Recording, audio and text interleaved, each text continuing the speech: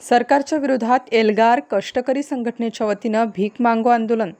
प्रशासनाने दिलेले आश्वासन न पाळल्याने आंदोलन. सरकारकरिता आदिवासी महिला कष्टकऱ्यांनी पसरला पदर. आदिवासी वाडीपाड्यावर विकास कामे करण्यासाठी शासनाकडे पैसे नाहीत म्हणून याचा निषेध करत एल्गार कष्टकरी संघटनेच्या वतीने त्र्यंबकेश्वर येथे रास्ता रोको आंदोलन करत आंदोलकांनी भीक मागून शासनाच्या तिजोरीत सदर रक्कम जमा करण्यासाठी अनोख्या पद्धतीने आंदोलन केले. महिलांनी शासनाच्या नावाने भीक मागत निषेध व्यक्त केला. तब्बल 2 तास रास्ता रोको करत वाहनाच्या लांबच लांब रांगा पाहायला मिळाल्या. रस्ता दुरुस्ती, पाणी पुरवठा अशा अनेक मूलभूत सुविधांकरिता एल्गार संघटनेच्या वतीने हंडा मोर्चा, रास्ता रोको आंदोलन, हंडा मोर्चा, पाणी पुरवठा मंत्री यांच्या कार्यालयावर हंडा मोर्चा, धरणे आंदोलन, पिंडदान आंदोलन देखील करण्यात आलं.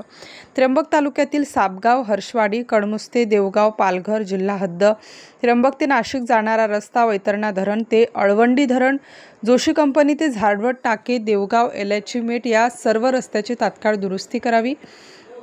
आदिवासी पाड्यांना पाण्यापासून वंचित ठेवणाऱ्या ठेकेदार अधिकारी यांच्यावर कारवाई करावी. घरकुल लाभार्थ्यांना घरकुलाचे अनुदान तात्काळ बँक खात्यावर जमा करावे. अंगणवाडी केंद्रांना तात्काळ इमारती मंजूर कराव्यात. अशा मागण्या व प्रश्न सोडवण्यात यावे, अन्यथा एल्गार कष्टकरी संघटना हे आंदोलन अधिक तीव्र करण्याचा इशारा दिला आहे. स्टार न्यूजसाठी मोहसिन पठाण, नाशिक.